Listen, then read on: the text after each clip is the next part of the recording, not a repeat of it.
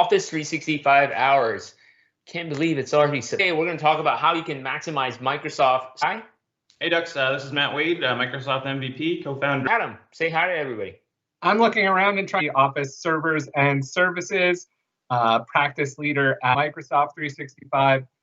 So, similar to Matt, adoption is key, but also working from the technical side on up. There you go. Fantastic. And for our friends watch live sessions, we're going to go deep into our topic for today, Microsoft Stream. So if you have questions, just make sure you pop your questions. I highly recommend you join your questions, share your comments, put on your thumbs up or any type of feeling you have during this session. So with that, let's just jump right ahead. So here's what we're going to do. I'm going to do a capabilities, and then we'll just jump right into what are some of the common use cases, and we'll also talk about day-to-day use of Stream. So Microsoft Stream is essentially video technology that powers Microsoft 365, and it's not specific to one area of Microsoft 365. It works across all different stacks, as we'll see. You can use it as on your mobile device, and then you can use it as a platform.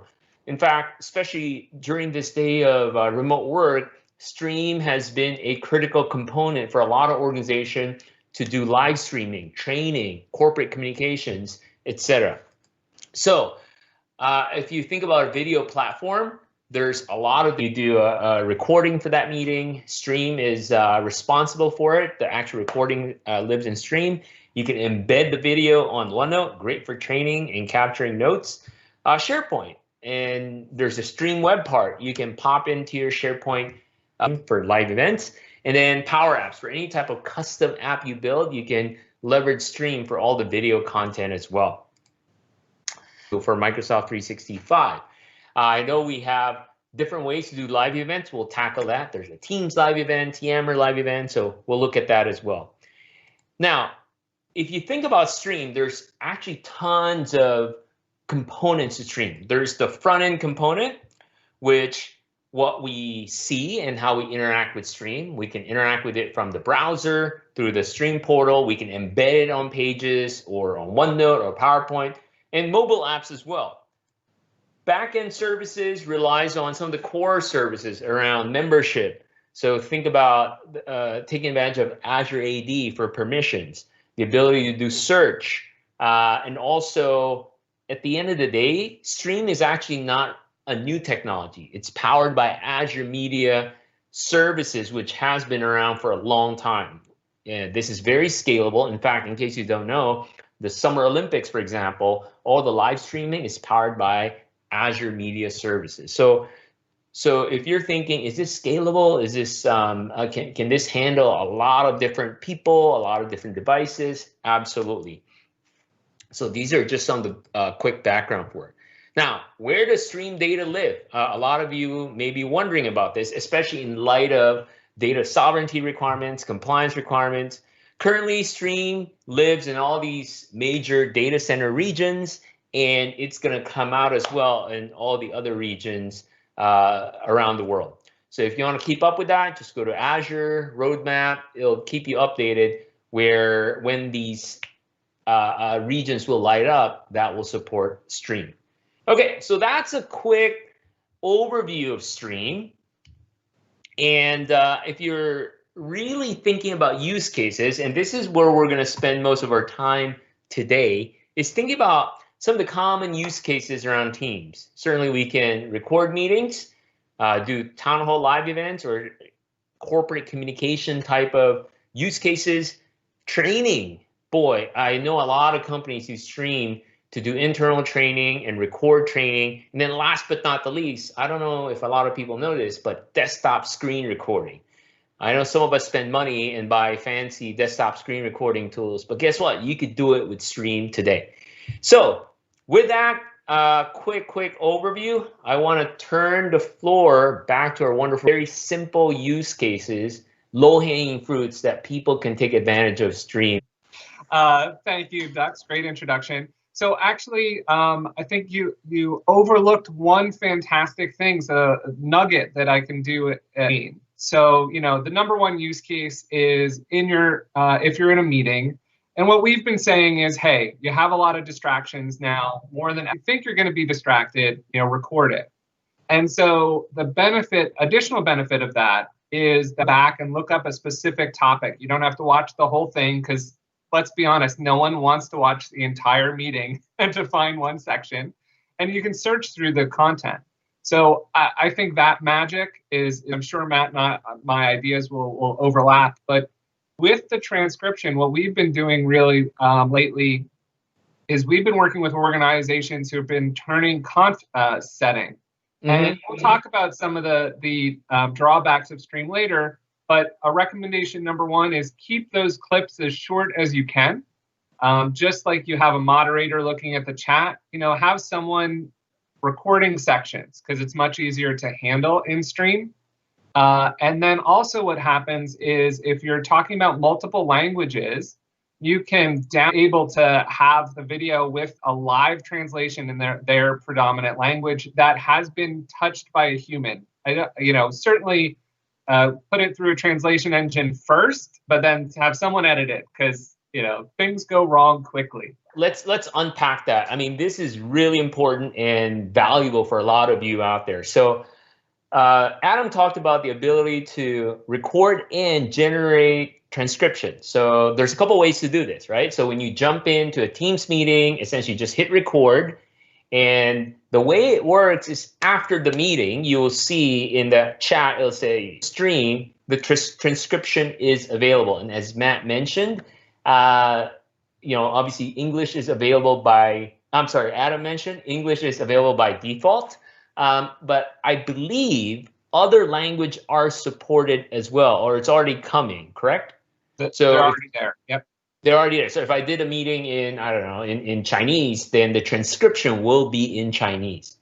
Certainly, it's not perfect. As Adam mentioned, you can download it, clean it up, and re-upload it back to the actual meeting recording. And Dux, raise, promotion, enter, right? And then it will pop up. It never pops up when I do that. I know, right? Story though. So that's one. The other thing that Adam hit on, and I want to unpack, is this idea of a conference. So as you know, in Teams, you could essentially have a Teams meeting, which is limited now to, they've increased it, right? 10,000, is that what it is? I think it's 300 for the meeting. 300? It's going to be 1,000 soon. When? Don't know. It will be 1,000 people in a Teams meeting soon.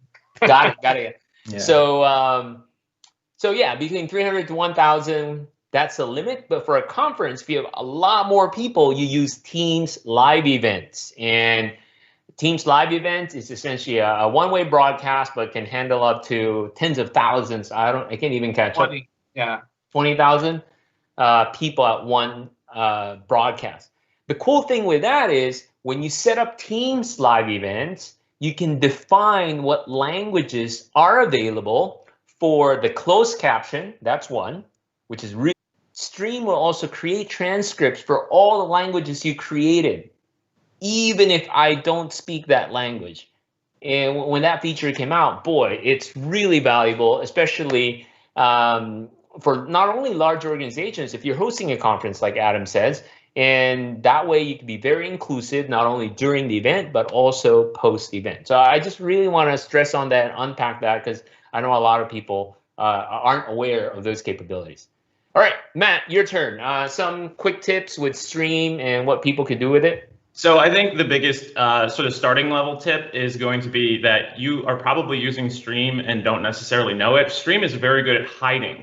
Because right now we've spent a lot of time talking about Teams meetings and Teams live events. We've talked about Yammer a lot. I think there's less of a need for people to just go look into Stream itself and go access it directly. A lot of times what they're looking for pops up through a different service. And it's unlike, if you're editing a Word document in Teams, you know that you're still in Word in Teams because it says Word Online right on the, the brand. But with Stream, if you pop up, a search result from a transcript, you're going to see that in Microsoft Search. So again, the experience there is usually less about Stream and more about the content that happens to be living in the video provider. So I think the biggest sort of very, very low level or beginner tip is remember that Stream even exists. You know, when you go out and you want to like see if there are videos out there, if you go into Stream, Stream is going to show you sort of like a YouTube homepage, all of the videos that you have access to. You have channels, you have different groups that are associated with Stream, from either your teams, your Outlook groups, or even the Yammer communities. So I think it comes down to, you know, download the app onto your mobile device. You can actually do a little bit of video editing right on your mobile device these days. It's not just a YouTube player. It's actually, you know, potentially a lot more than that, because you can actually do content work on it, the transcripts, all of that kind of stuff. So, you know, as you're moving around, if there's any video involved in anything you're doing within the Office 365 portal, it's probably Stream related, and it can't hurt to get to know how that app works a little bit more. Absolutely. In fact, this is a great example that Matt raised, because you're right. It's not like you have to go to Stream and be very intentional. I mean, you still have to be intentional, but you don't have to go to Stream, right? So let me show you a very simple example. So for those that haven't really used Stream. So here's the context. This is our Yammer environment. This is internal to AppPoint, and we have an internal podcast called On Point. It's an episode every week, 15, 30 minutes. We talk about stuff in our company. So here's our process, right? So I would get a guest, one of my colleagues around the world. I would schedule a Teams meeting. So in the Teams meeting, we talk about a topic. So like the most recent episode, we talked about our diversity, because we're a company of 1,200, 1,500 people. And so I invited my colleagues in Australia, Japan, and UK. We just did a Teams call, and I hit record. As soon as that's done, I essentially took that link and just pop it in this Yammer community called On Point. I said, hey, join blah, blah, this 3 people. This is what we talk about, and watch it. That's it. So the video itself, though, lives in Stream. So if I go to Stream, there's a whole channel just for On Point, but people don't really go here. I mean, if they do, great. But if not, that's okay too, because all this videos are curated and collected in this Yammer community, right? So just like, I love Matt's analogy, it's like YouTube, right? Where you, sure, you can go to YouTube, but all the videos can be embedded all over the place. Now, speaking of Yammer, Adam, do you want to kind of distinguish the difference between Teams live events and Yammer live events? Both of those are powered by Stream, but how are they different, and how can people use it? What are some of the use cases for it? Yeah, actually, I'd like to take an even further step back for a second, because both you and Matt used a really key word, which was video. And I'm not quite sure how many people on the call have been in Office 365 over the last, many years, or those who are just joining. But just in case there are some stalwarts like all of us who've been there since the beginning, I just want to mention there was and still is another service called video. So this is one of the grand times that Microsoft has made a switch, and it's fairly confusing because video had a lot of the identical capabilities of Stream, but a huge difference in it is if you go back to one of the first slides that Dux presented, is the infrastructure behind it. And also later, we're going to talk about some of the drawbacks. So Stream, while video has been around for a long, long time, it is a new service. It's a new solution where the power is in all of that infrastructure, and the capabilities are rolling out to meet our expectations. There are some that aren't there right now. So just to remind people, there is something called video. And by the way, Microsoft is being very helpful, and that if you do not do anything, they are going to change any pre-recorded videos into your Stream library. So that's really awesome. The only time that isn't so awesome is, and I work with a lot of people who have intranets, if you have an intranet and you are displaying that content onto pages with links directly to those videos, those are not going to be the same in the future. But it's a great service that Microsoft is purposefully moving it for us, for some of the stalwarts who have been there for a while. And if you're just new, ignore this segment of the live stream completely. But I did want to make it, just was funny I didn't think about it until you started saying video. And a little bit of the context on that. I think that the original due date for that whole transition where they were going to silently move your file or your videos from Office 365 to video, or Office 365 video to stream, I want to say that was like November 2018 was their original due date. And it kind of just fell off the roadmap, and it's just kind of sitting there for the time being. And I don't really have an explanation there, and I get that, but just so people know. It came back in March, actually. Oh, okay. So they did announce in March that by March 2021, the move would be complete. And the move is nice too, because I mean, think about if you were, moving from on-prem SharePoint to SharePoint Online, and Microsoft did the migration for you. Like, that will never happen, right? Right. The fact that they're even doing this is actually a pretty big win. Yeah, and now I'll say that with I said it with confidence, and then I'll say it with a caveat. Behind the scenes, we know a lot of things have been shifting and moving in Microsoft, and they're focusing on usability and the most used solutions right now. Not saying Stream isn't used, but the move of video to Stream might have been delayed. Who knows? We can try to dig that out of the team in the background. So we got a couple questions and comments before I jump back to you, Adam, for the difference between live events on Team or Yammer. A lot of good comments. So first, thank you. I'm not sure if I'm pronouncing your name right, but Aurelie. She loves the transcription. She always shows it to her clients. Leah here in DC has a question. When will Stream be available for external users? Is that something? Anybody want to take that question? Is that on the roadmap? I want to say soon. No, it is not publicly on the roadmap. So that was one of the tips I probably would have brought up, and I'm sure, Matt, you have the same thing. I'll just go back to the conference example for a second. So for the conference, we are inviting people into a team so that they are in your Active Directory. Now, they still are external even at that point.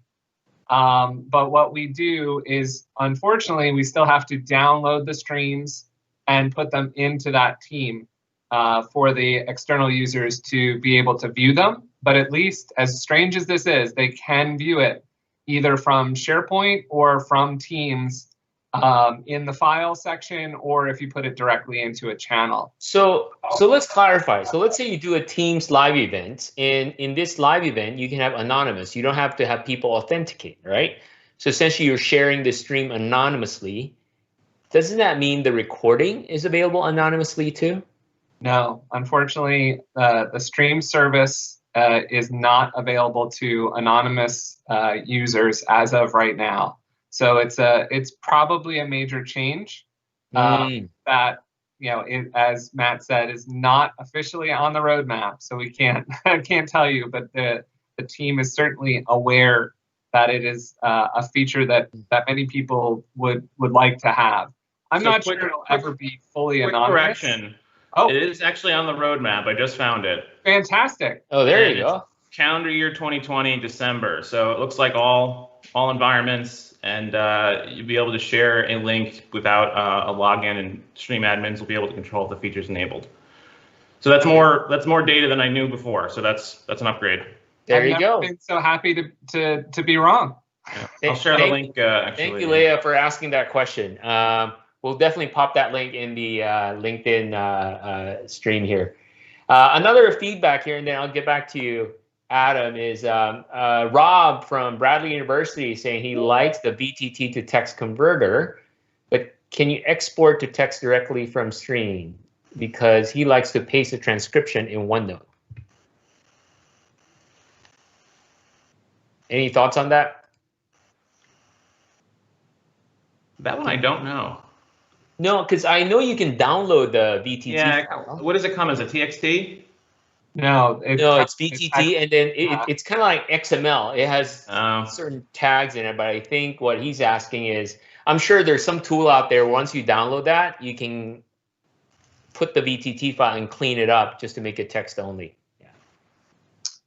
Awesome. All right, so back to you, Adam. What's the difference between Teams live events and Yammer live event? Wow, I did a really good job at not answering that question. Thank you for that. I think, like Matt had said, the interesting thing about Stream is that it's about context. And so the simplest answer is the capabilities are the same in the sense of video streaming and recording and what have you. The difference, at least in my perspective, and I'm expecting that Matt and you, Dux, are going to jump in too, is that the Yammer is a much more robust context, that you're watching and participating in the experience in Yammer. So you have the discussion, you have questions, you have different level of moderation than you do when you're doing the video itself. So, just give you a picture if you haven't been on one. A live stream will be one or many speakers.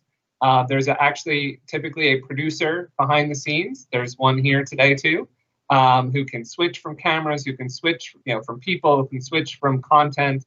You're managing the questions. It's not live. You're approving them, and that's still in your one team screen. And then if you do Yammer, you get that one team screen, but then it's embedded in a Yammer page, Yammer community, where you have those other communication points. So just like I'm an advocate of using a news post instead of an email because you can get more context and more richness, to me, that's where the difference is. Much more purposeful, much more rich experience for the viewers to have when you're in a Yammer community. What's your take, Matt? Similar? Yeah, and especially the interaction part of it. If you're in a situation where you want to sort of have, I'll say, like full control over what people are saying, from the Teams live event side, that is a service that I actually, mainly because I don't work for a large organization and I do more webinar style meetings, Teams live events is really great for webinars because you can have a couple speakers, presenters, one or two producers if you need it. You can produce your own event. It's a little bit like juggling multiple things at the same time, but it is definitely doable. And then you have the Q&A that comes with it. So when you have Q&A, the presenters and producers can approve which questions become visible to all of the viewers. So if there are 15,000 people on one of these calls, you're not going to see chat. The chat doesn't exist for the attendees. There is chat from the perspective of the presenters and the producers. In fact, it's actually just basically a Teams meeting that happens to have like a broadcast space. So from the perspective, and actually, I don't even know, Dux, are we using a live event right now, or is this just a general team meeting? So it's a team meeting, but we're broadcasting it out. Okay. To public external platforms. Got it. Okay. So I had to ask the question because I can't even tell whether or not this is a live event because from the presenter's perspective, it's just a Teams meeting. So all the faces show up. I can share my screen. I can chat, but that chat isn't available outside to the people that are viewing. So in a live event, you have that Q&A. The moderators or the producers, presenters can moderate what's coming in, and then the answers can go. If you're in Yammer, it's more of a closed experience. That being said, Yammer can be set to be external as well. But in that situation, you can be discussing in the comments in the Yammer feed itself, and it's much more open and much more transparent, which can be a good thing in certain situations and maybe not such a good thing in other situations. So it really comes down to context and which apps do you use more, but there are pros and cons on both sides.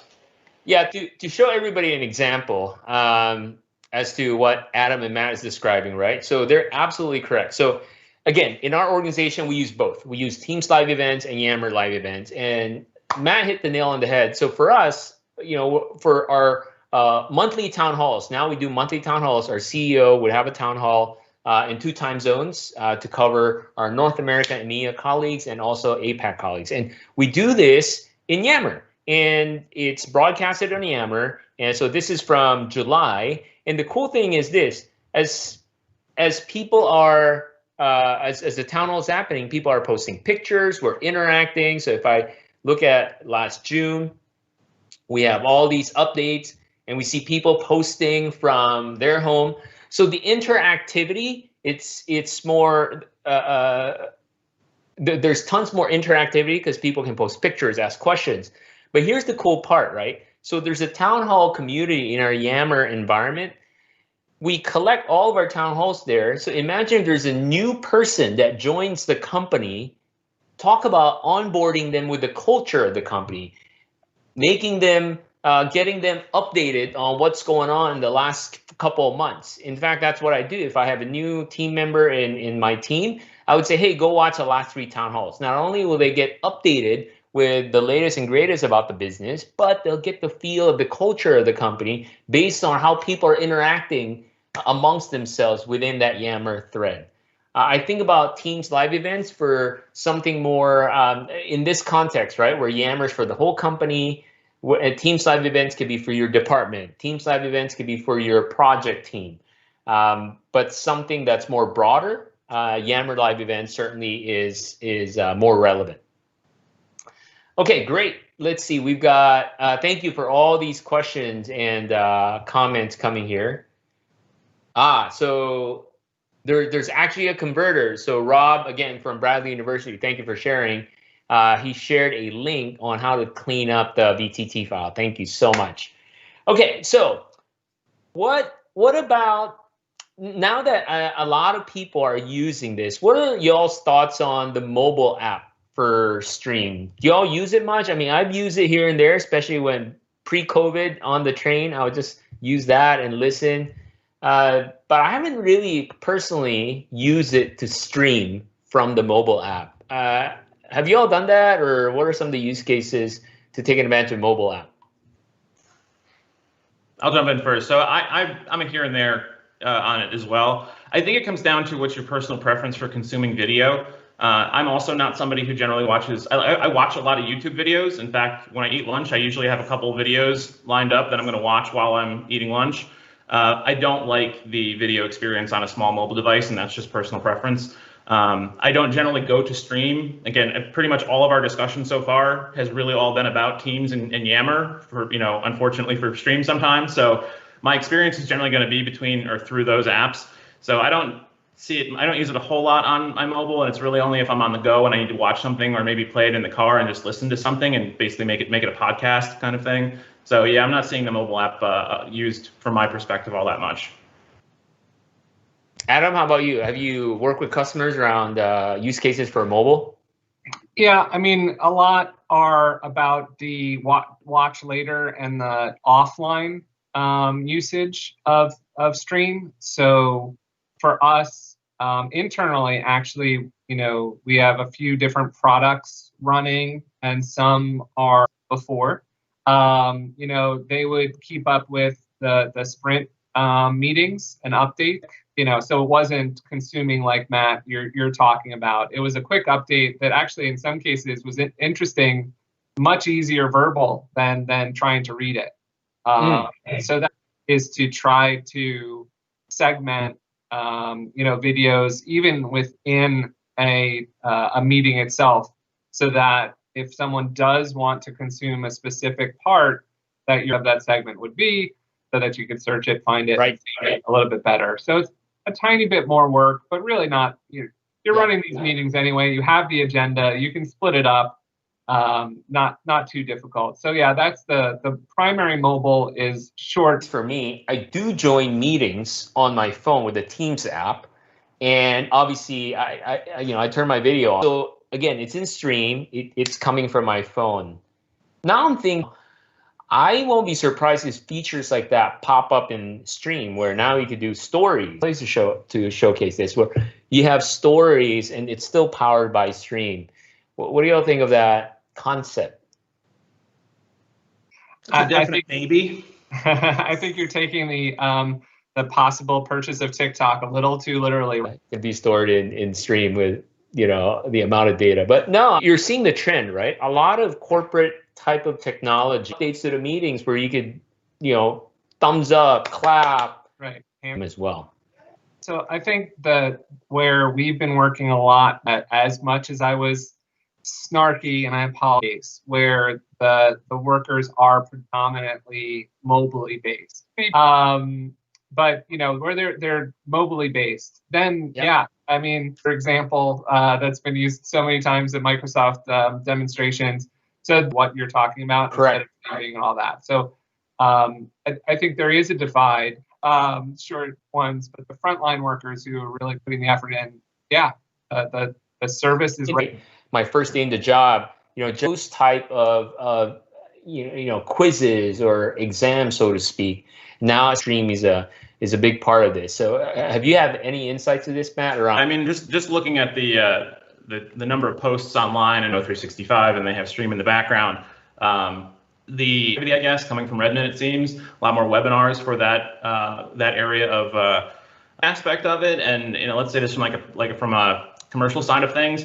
I think it's great for especially 2-3 minute quick overview just in time, like you were saying. One of the bigger sort of drawbacks to stream still, actually create like a curriculum. You would have to link them in like a SharePoint page or something, which means now you have to know how to use SharePoint, or just share the links and make a Word doc or add it to your classroom notebook or something like that. Or use Microsoft List, right? Yeah, well, that's very true. But it's maybe not a real impact, but like if it were just easier in the app itself to make a prescribed playlist of apps or of videos to watch within in a certain order, right? You're not going to read a book that action on, but I think that doesn't take away from the fact that it's just a really good source to store that kind of information, because like Adam was saying, more customizable than if you had a playlist option. Yep. But you still have to know how to use SharePoint. You still have to have access to use those features, and SharePoint's significantly easier now than it was 5 years ago, but it's still a little bit of a learning curve. Yeah. You mentioned something real quick I want to use, but in Stream, you can do screen recording. I know some of you may have purchased high-end software like Camtasia and what have you, and certainly you could do a lot of editing, but if you just want something simple and easy and record your screen, you could do this with Stream. So let me just show, this is relatively new, so let me show this to folks watching here. So all you have to do is you go to Stream, and under Create, notice there's this thing called Record Screen. And it's actually pretty cool because now, it's going to say, hey, use your mic and what have you. And then once I hit, it's just going to record my screen. So you can create something really quick and short and easy. And once it's done, it auto uploads to Stream, and voila, there you go. So again, I share this with my colleagues a lot. It's a great benefit if you don't have any recording tool, but you want to show something to your colleagues. I am really impressed that it also works on a Mac, because I just tested it myself and it's cross-platform. There you go. I jump in for a second about the playlist concept. So I know that, if you are absolutely positively prepared, you can do a playlist by recording the sessions in reverse order that you want them to display. Or you can rename them and have like 01, 02, 03, or a numbering system. So, there's a lot of... It's kind of like channels, right? Creating channels, 01, 02. Yeah, the channels, right. The channels will only order by the place they were recorded.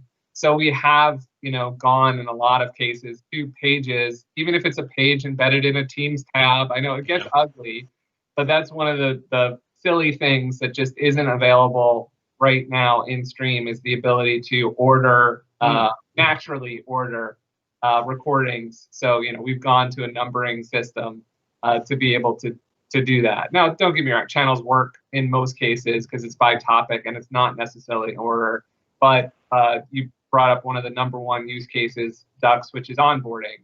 So it matters. One comes before the next. So, you need to have that located where it is in an order that makes sense to people. A question here on LinkedIn: is there a limitation for screen recording? As far as I know, there's no limitation. I may have to double check, but I've recorded, over 30 minutes and it's fine. I think the backend, it behaves exactly the same way as the Teams recording capability, as if you're sharing your desktop. But there's the docs say that you can create a screen recording up to 15 minutes, including your camera and microphone, without any additional software. Okay. So now, I maybe may have actually have a hard limit on that. Yeah. Great. Okay, so another question that came up is, what about governance and information protection? So let me throw in my 2 cents here. So information governance in Stream is getting improved. It's in Security and Compliance Center. So think about all the information governance available across the platform, be it for email and SharePoint, OneDrive, Teams. things for data retention, retention labels, legal hold, e-discovery, all that capabilities in the end will be available for stream. So they're lighting up one at a time. It's you see it in Security and Compliance Center, Office 365. Essentially, just like all the other workloads, you can turn things on, turn things off. You know, I'm pretty confident that the way Microsoft treats data, regardless of which app, and video data as well, they'll do the same for stream. Any thoughts on this, gentlemen, around information governance? So stepping away from like the retention and the sort of backdoor administrative stuff, just the basics of permission and you know, access controls. Sure. So you know, when you join a meeting, for example, and it's recorded, that video is going to be available to everybody that's in that meeting if it's an internal meeting, access-wise. And if you can actually go into stream and look at the list of my content, it will give you access to everything that you have or everything that's publicly shared within stream. That can become a bit of a nightmare, especially if you do a lot of external meetings or including people that are not within your organization in that meeting. The only good way right now to share that video recording with anybody is, the way that I do it at least, is I download the video and then upload it to my OneDrive and then share the link from my OneDrive, which is a workaround, but that's how you get around in one way to get around the ability to share externally. The other thing, though, is that these videos are going to be hosted within, for the most part, I don't think there's very many examples outside of creating stream content directly in stream where it's not going to be within a group. So if you're creating a video off of let's say a private channel meeting, or sorry, a channel meeting, you can't do private channel meetings, and that file is going to get uploaded or saved to the corresponding group in stream that is connected to the Teams team that you have. If you do it in Yammer, it's going to be connected to that group as well. And it means you actually have access to those groups in stream itself. So if you wanted to upload something directly to stream that was accessible just to that group or that team, you can upload it there and automatically it's available to them, just like the team site in SharePoint would be that's associated with it. But you know, be happy knowing that if you go into Microsoft Search or into Stream directly and you're searching for video, you're only going to see the stuff that you should see, just like you would only see the files that you should see if you're searching in OneDrive, SharePoint, or Microsoft Search. So just from a very basic standpoint, permissions on Stream can sometimes be a little bit kind of hard to grasp because a lot of times it's not just the stuff you're doing in the group or the team or the Yammer community or whatever. It might be something that overlaps a few of them, and in that case, individuals might have access, or it might just be available to everybody, and you just kind of have to keep that in mind. No, that's good. Thank you. Thank you for that, you know, walking through that basic overview. Adam, any thoughts on information governance, data access around these stream videos? I think I'll just be succinct and say that they need to catch up quick. You know, I think, you know, used YouTube, private YouTube for a long time. Nothing wrong with it. It's just an external system. So I could name 100 other Vimeo and other video systems. So not picking on a video system. You have the capability within your Office 365 license. It's still in the ecosystem. So even by that scale, it is more secure than being in another system. But I do think, you know, it's interesting. I said before, Stream is still new, and it's a little disappointing that it's not up to the same level. But soon, you know, we'll get that. I think now thinking of you going like this, Matt, about soon. But I think they need to catch up just to have 100% equivalency across the services. We'll just make a great feature and give that confidence in all that we're doing.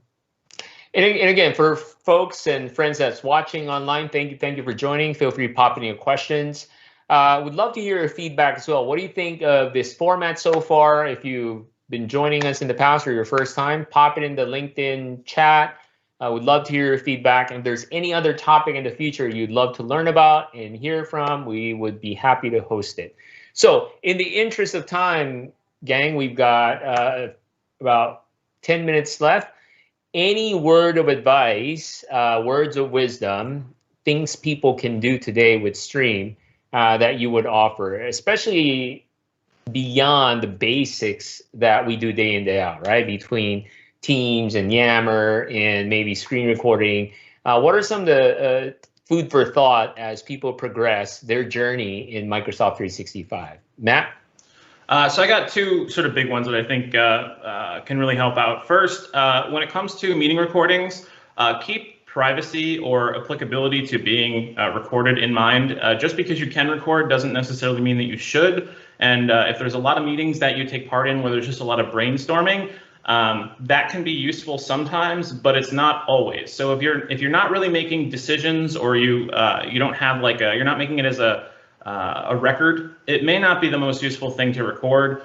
And I don't just say that because I don't know, just don't do it. But one, it takes up a lot of space transcript wise. So if you actually have the transcript turned on, that now bloats your search results. So all of that text is being just dropped into your search engine. So there's a lot of sort of extraneous crap potentially that's just living there. And two, it may impact how people speak and how they partake. So if they're being recorded, they might be less likely to be more open or more themselves because they're being recorded, and it can be looked back at later, or it's transcribed and it might pop up into somebody's search results. And I say that because a lot of times you have meetings where you are really pushing the whole safe space mentality. And one of the key aspects of that is that it's only everybody's memory that can remember back to what happened in that event. And sometimes if you hold yourself back on even cracking a joke or throwing some sort of blue sky idea out there, that may not be said, and that may not impact somebody else to say something that actually led to the good idea that the event actually led out to. So that's one thing. And I'm not saying recording is bad, because it really can be good, but use it in the right instance and make sure that it's the right thing to be using it for. And the second is, I spent a number of years as a knowledge management professional and oversaw a lot of the content that we were keeping and curating to make sure that people could access information easily. That includes, a well-designed intranet. That includes optimizing search. And one of the things that you'll see if you ever get into knowledge management, and honestly, anybody that works in an office is doing knowledge management of some sort. When you send somebody an email or a message, like, you're accumulating information and you're sending it to that person so that they can become more knowledgeable, right? The thing about sort of the KM profession was for the last 15, even 20 years, if you look at the documentation, they would always push this: as people are retiring, have them do an exit interview and record it, and then save it so that other people can watch it. And I will say, every single session that I sat through that made that comment, until we had things like transcription, I would roll my eyes at, because nobody just sits down and pokes through a video library to figure out what John Smith from 1999 had learned about doing XYZ engineering product development back in 1974, right? Now, that's super useful in the right situation, that just in time, just enough, just for me type of situation. Now you finally have it, and that's with the transcription and the connection of transcription to search. So you can take, if organizations have made those recordings, which I'm sure very few of them did it knowing or hoping that someday they could auto-transcribe, you can now dump them into Stream, and there's now information that's relevant to you. And then as the newer stuff is happening, as you do it, that information is now valuable, and you can actually do searches where it'll pop up and say, okay, at minute mark 2108, somebody said, this key word about this key part, about this key component that was important, a lesson learned that we don't want to do that again moving forward, and here's why. And that story is told by a person who's, recorded in 2002 and has since passed away, and you could never get that information out of that person anymore. So there's actually real value now, and I think all the documentation on knowledge management and doing exit interviews was always so sort of chuckle worthy back in the day, but now it's not, because you can actually get that information and it's at your fingertips. Matt, you just gave me an idea. I'm going to take all these video I recorded in our family history, be it weddings, birthdays. You take that video, you never watch it, right? But then I'll stick it in Stream so it'll auto transcribe. Yeah, sure that. All right, Adam, words of advice? Yeah, so I mean, I think that was fantastic from Matt. Definitely, the shorter the better to be consumable, and that's just a standard thing. And then also, I do run a development team, and we typically are, recording the final pieces, the demonstrations. We use an agile methodology. There's no one, but I would say with the capability to record easily, look at how an agile methodology works, and can you apply that? Exactly like Matt said, where are decisions? Where are demonstrations? And be very purposeful and record it. And now people might have to change their habits just a tiny bit, but because you have the capability, it makes those decisions more memorable, quite literally, because you're more purposeful about that presentation, and then also because you can go back and get it. So it doesn't have to be long, but once you've made that decision, you're defending that decision, no matter what it is. It's a marketing campaign, it's a new form that you've created. Record that 3-minute overview so that it's there. That also turns into great reference if you're making a training about that decision, because you can go back and you can see, you're not going to use that video again, but you can go back and see it. And then another one, speaking of training, is to use forms. Now, there are some people who are using full learning management systems and SCORM compliant systems, and we're not there yet, but that's another thing that they are looking at long term.